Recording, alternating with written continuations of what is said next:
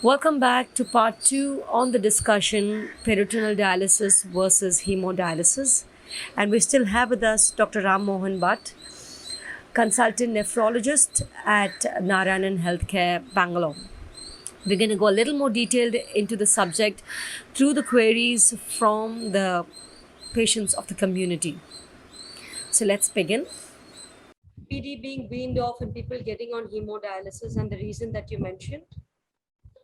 So, over a period of time with repeated infections, the peritoneal membrane quality changes. So we've got something called as low transporter, average transporter, high transporter status. Once they go to this high transporter status, we have to do very frequent exchanges, which becomes very difficult. So if I ask somebody, instead of doing 3 exchanges per day, you ask them to do 6 exchanges per day, it is very prohibitive for them. The cost also goes up. So 3 bags per day is 35,000. 6 bags per day will be 60,000, 70,000. So cost becomes prohibitive as well. Or I ask them to change over from a CAPD to APD because they've gone to a high transporter status. APD might be more suitable for them. Cost goes up. So they might choose to instead go on to hemodialysis rather than absorb that extra cost and the rigor of doing multiple exchanges. Somebody wants to know, they missed the first part of the presentation. How long is the time duration for each exchange? It usually takes about 30 minutes for each exchange. 30 minutes. And when you mentioned PD being 12 hours to 24 hours, if we see 3 exchange 30 minutes, then it's about 1.5 hours. Can you give us a little more understanding when you meant PD time duration is between 12 to 24 hours? So, let me give a practical example. So somebody doing CAPD. So they get up in the morning, say they're not having any fluid in the tummy. They get up in the morning, do whatever they need to do, have their breakfast. They start their PD at 8:30, 9 o'clock. They don't have any fluid in the tummy. So they connect themselves to the bag. They put the fluid in. All right. I'm kind of oversimplifying it. There is a bit more to it than what I'm saying. So for ease of understanding, I'm just oversimplifying. So they put fluid into the tummy, 2 liters. It takes about 15 minutes for them to do that. After that, they disconnect the bag, put the cap on the catheter, and then they do whatever they need to do. Usually that we call it as a dwell time. So the fluid stays in the tummy for about 3 to 4 hours. After 3 to 4 hours, they do 1 exchange. So now they've got some fluid in the tummy. So they have to take out that fluid first, then put in the fresh fluid. So these bags come with, PD bags come with 1 filled bag and 1 empty bag. This empty bag is called the drain bag. So when he connects himself or herself to the system, the bag, there will be a Y connector. You have to break the seal and all those things. So first you take away the fluid which is there in the tummy. That takes probably about 15 minutes or so. And then you put the new fluid inside. That takes another 10, 15 minutes. So totally half an hour. So that is called the exchange. Removing whatever is there inside and putting a new batch of fluid is called the exchange. So 9 o'clock, 10, 11, 12, 1. So 1 o'clock you do 1 exchange. From 1 to 1:30 you do the exchange. From 1:30, 4 hours you keep it in. 2:30, 3:30, 4:30, 5:30. So 5:30 he or she does 1 more exchange. Takes half an hour. So 5:30 to 6:30. So 6, 7, 8, 9, 10. So 10 o'clock they just take it out. They drain it. If I've just given them, 2 bags or something like that. If I've given them a night bag as well, there's something called as icodextrin, which they put, and it stays in the tummy for 12 hours or 8 hours or 10 hours. So it depends on what prescription I have given that person. So that is what I mean by exchange and dwell time. So somebody starts at 9 o'clock in the morning, 1 exchange at 1 o'clock or 2 o'clock, 1 exchange at about 5, 6 or so, and then they drain whatever fluid is there at 10, 11 o'clock, and they sleep. So they've used 3 bags in the whole of that 13 hours or 14 hours. But then the therapy time is only 12 hours. The rest 1.5 hours is the exchange time. Doc, just for a layman understanding, so when you put the fluid into your body, you can go about doing your regular routines, your regular bank work, your market work, or you're restricted to a bed at that point of time? Or there's any... No, in CAPD, you're running around. That is why it is called ambulatory. continuous ambulatory peritoneal dialysis. In APD, we do it at a time when you're sleeping anyways, in the night. Yeah. So, Doc, we have extreme cases. We know somebody who's been on peritoneal dialysis for the last 18 years, living healthy, had just about 1 or 2 episodes of infection. And we've also heard cases of people who got PRA, cannot do a transplant, and refuses to get on peritoneal dialysis for the sake of infections. So there are 2 questions over here. Can you help address us the myths on the infections that people assume you would get if you're careful? What are those myths? And 2 is, can you tell us what A has done right and B is not done right over the period of time? I'm sure you addressed the infection part of it already, but in a nutshell, for somebody to be convinced that they should be on PD. Yeah. See, there are certain things that we have to understand. Infection can only come in PD from 2 routes. One is from outside, through the catheter or through the bag. If the bags, for some reason, has not been manufactured properly, it's got contaminants, has not been stored properly, is out of date or whatever it is, that can put in the infection, or you have not handled the catheter properly. So 99.9% of the times, it is because people do not stick to the simple but very important, I wouldn't call it as asepsis, but clean technique of doing the exchange. So you start cutting corners. So each cap, so after each dialysis, you have to put a new cap. So they might start reusing the same cap. The cap might, sorry, I lost you. So the cap might touch some surface which is not very clean, but after they've opened it from the sterile packet, but because they are worried that they're going to lose that 50 rupees, they, instead of using a new cap, they just pick up that cap which is contaminated already and put it into the catheter. So they don't exchange that extension set. I told it has to be changed every 4 months or 6 months. They don't do that. Okay. So when they start cutting corners, you start having infections from outside. The second one is coming from inside, infection coming from inside. When I say infection coming from inside, it is from the bowel. Our bowel, our gastrointestinal tract, starts from the mouth till the anus. So below the esophagus, even halfway down the esophagus, the food pipe, it is very clean. So the stomach is very acidic. No bug can grow there. Intestine, the small intestine is very basic. No bug can grow there. But the large intestine, from the cecum all the way down to the anus, the large intestine is teeming with millions and millions of bugs. Most of these are good. When people get constipated, there are areas in the bowel, where the physical barrier might be weak. And these bugs can transmigrate from the colon. The large bowel wall is quite thin as compared to the small bowel, which is quite thick. So these bugs can transmigrate. So the stool, is teeming with bacteria. These bacteria might transmigrate from inside the colon to the peritoneal cavity if somebody gets constipated. So there is, a couple of things I always tell our PD patients. One is the hand hygiene, sticking to the routine, what you have been taught. Number 2 is, make sure you move your bowel twice a day. Very, very important to make sure that you don't get infection from inside, transmigration of bacteria from inside. If people do these 2 things properly, chance of getting infection is extremely small. However, all of us are different. Some of us are built in such a way that we are prone for infections. Within a family, you see some person having a sniffy cold all the time, and some who don't have any problems at all. So that particular person is a bit more prone for infections. Similarly, PD patients are also come in all kinds of all shades of this possibility of infection. There are people who tend to get infection quickly. There are people who tend to get infection less often. Even when they're not doing things properly, they don't tend to catch infection. So that aspect is also there.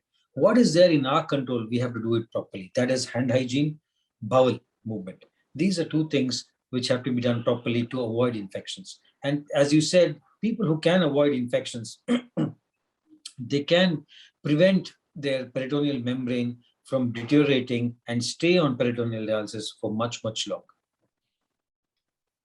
Thank you, Doc. And since you mentioned about the contaminated fluid, right, when the fluid is contaminated, for our patients who are on PD, is there a way for them to know that the fluid is contaminated?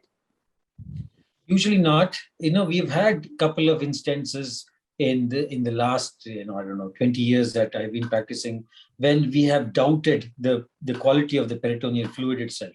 Yeah, because we have a flurry of patients who've been doing absolutely fine, come with the same infection. Yeah, so they've been absolutely fine 2 years, 3 years, they've been on PD, no infections at all. And suddenly 5, 6 of them come and the bug is the same. Then we start wondering whether this has come with the bag. We do investigate, we don't find anything, but we do suspect that the problem is with the fluid. This happens very, very rarely. Okay. I just want to understand that the catheter that is put for PD, like hemodialysis, the fistula can be put much earlier.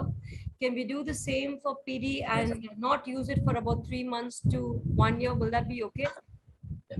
I wouldn't push it as much as 1 year, but yes, 3 months is okay. So PD, we tend to plan it in such a way that we do it when it is absolutely necessary.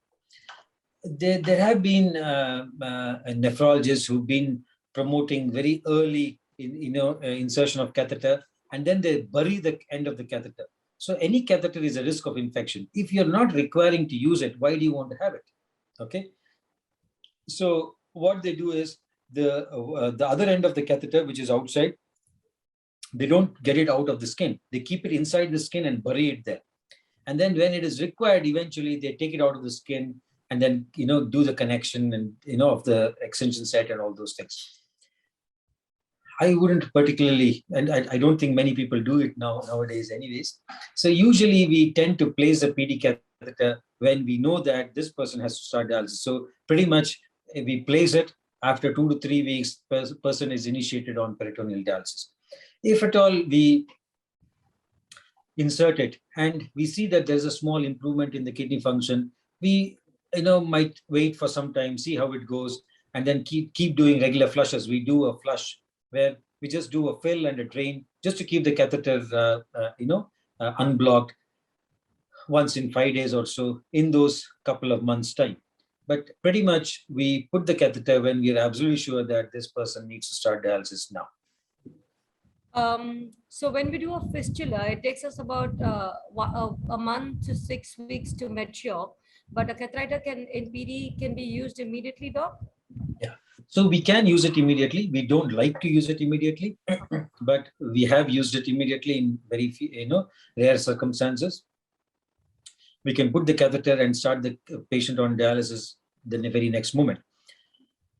But risk of leaks, the catheter might not get time to heal properly, so the fluid might start leaking from the skin area, etc. These issues are a bit higher in these patients, but it is possible.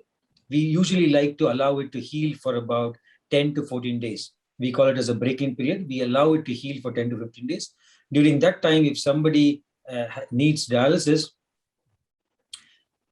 we can do APD. We can keep them lying down and then do the automated peritoneal dialysis, so the abdominal pressure doesn't go up and the leaks, risk of leaks is very little. Or we offer them during that period of 10 days or 15 days, we just have a catheter in the neck, have hemodialysis, couple of sessions of hemodialysis, allow this catheter to heal properly, and then we put them on to peritoneal dialysis. Doc, we've overshot our time, but would it be okay for you to give us another 10 minutes of your time? Will that be okay? Yeah, that should be fine. Yeah. This is on behalf of patients doing peritoneal dialysis at home and lesser visits to the hospital.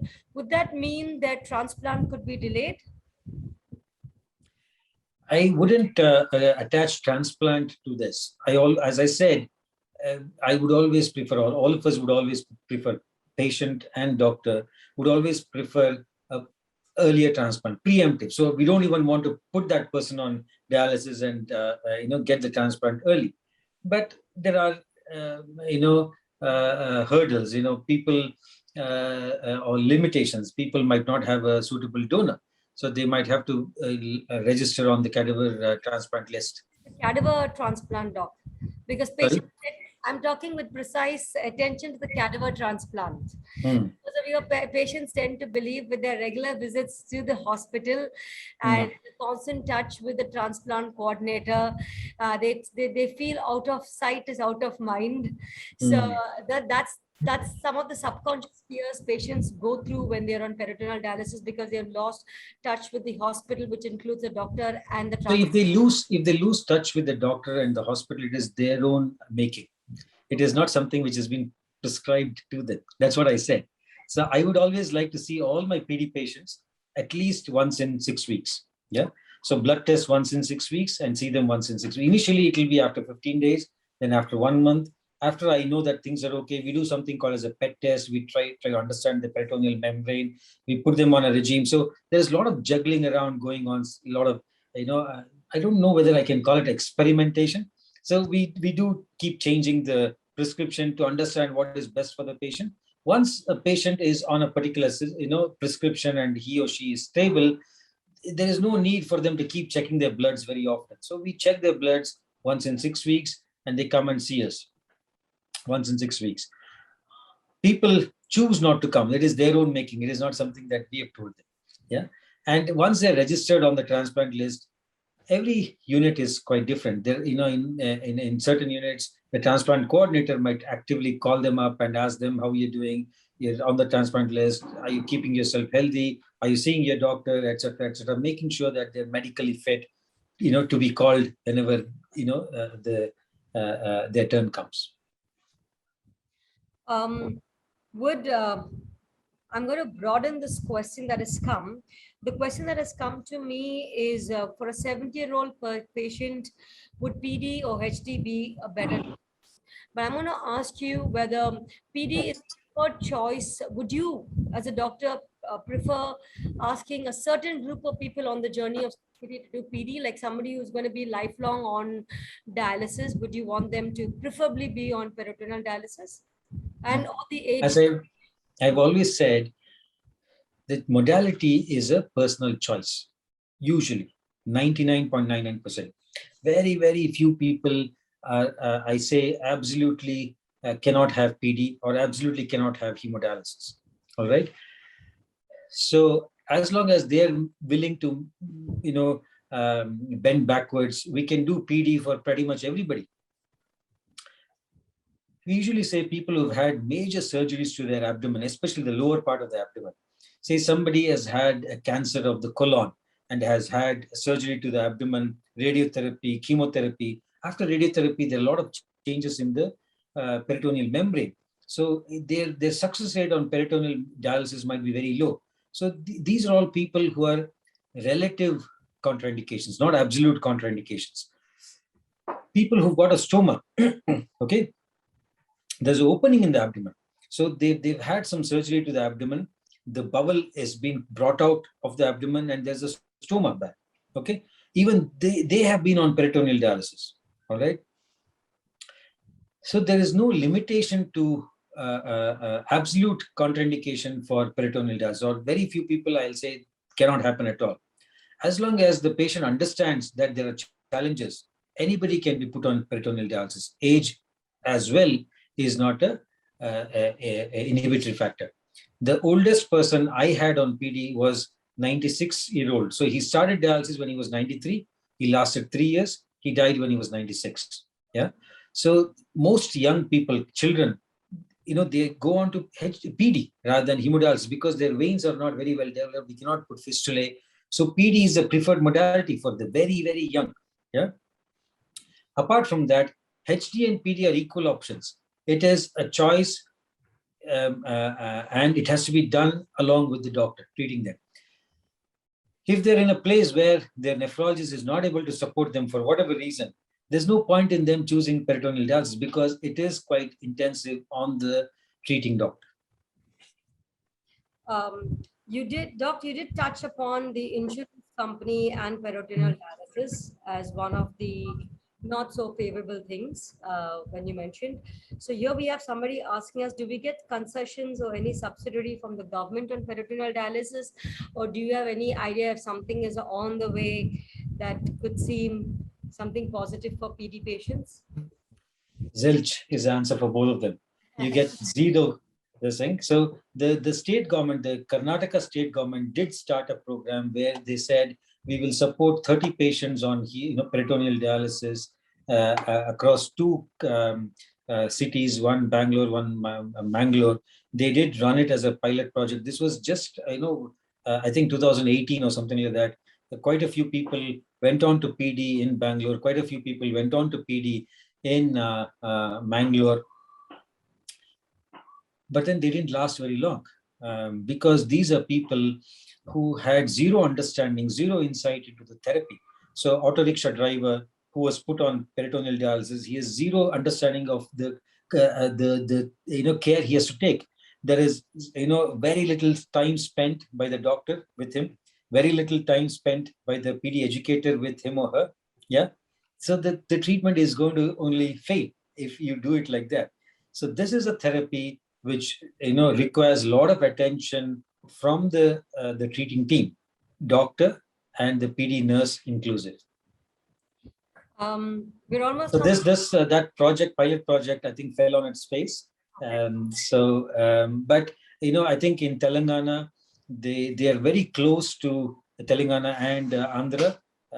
Patients from there might be able to tell me they're very close to getting it onto the same system where hemodialysis is being given. So instead of going to the hospital and getting hemodialysis, you can sign up to peritoneal dialysis. You will get the bags free of cost, and the doctors and the team from the hospital will support you. It's already running in Tamil Nadu. I've got one patient from Pondicherry. He gets all his bags. So he's relocated from Pondicherry to Hosur, but he gets his bags from Pondicherry. His family member, whoever is there in Pondicherry, will sign up every month and get the bags for him from Pondicherry here. So he gets free bags. So in Tamil Nadu, I think they have to go every 20 days. They have to get admitted to the hospital. They'll do some tests and they'll give bags worth for 20 days. And then they have to go to the hospital every 20 days. They have to go to the hospital, get admitted for 1 day, get the test done, get seen by the nephrologist, and then they'll get free bags. But the involvement from the doctor there is zero. The involvement from the nephrologist there is zero. There is nothing called as peritoneal dialysis nurse. They don't have a peritoneal dialysis nurse. So they come to me for all their care, get the bags from Tamil Nadu government.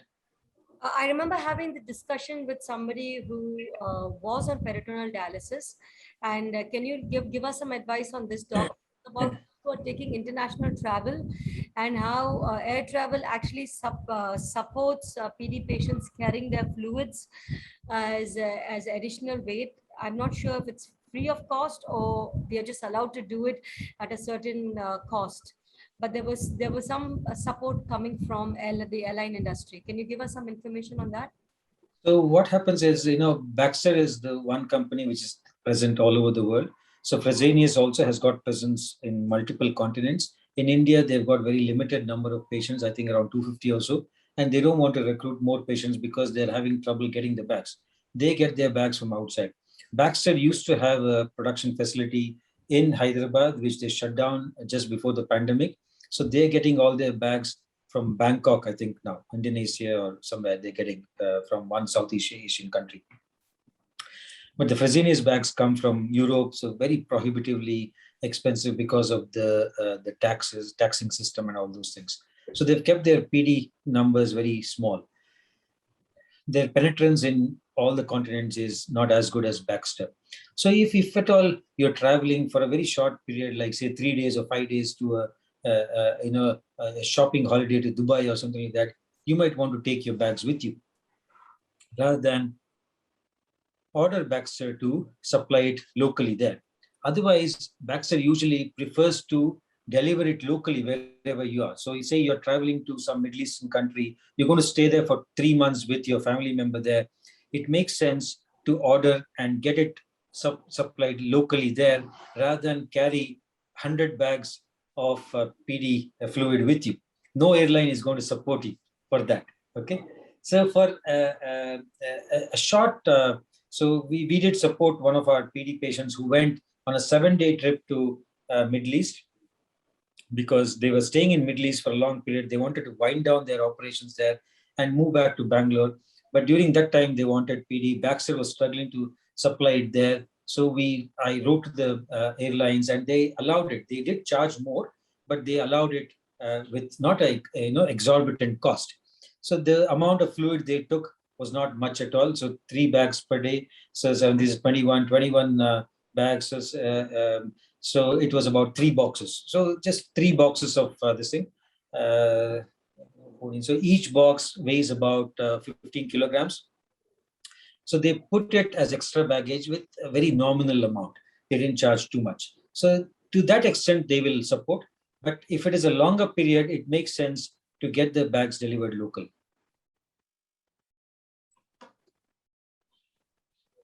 Can't hear you. Sorry, I think this will be our last question. And the question is, can a splenetomized patient do PD? I told you, anybody can do PD, as long as your doctor is able to support you. I think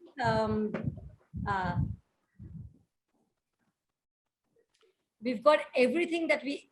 Can you hear me, Doc? Yeah, now I can. Much got all our queries are answered, and I think you had a phenomenal presentation that we actually had no questions to ask you over a point of time. And I'd like to take this moment on behalf of the community to say a big thank you for joining us this evening, and we really hope more people have an awareness and do a safe PD process at home. And I'm sure it's going to change the way we live on CKD with just a little bit of protocols being put into place. And so thank you very much, Doc, once again for joining us. And thank you very much. We'd like to thank everybody for watching us this evening. A big hand of applause to our doctor, Dr. Rammohan, who's been here. I'm sure we can receive love through a virtual platform. So this is something for you, Doc. Thank you. Thank you. Thank you very much. Thank you. Pleasure.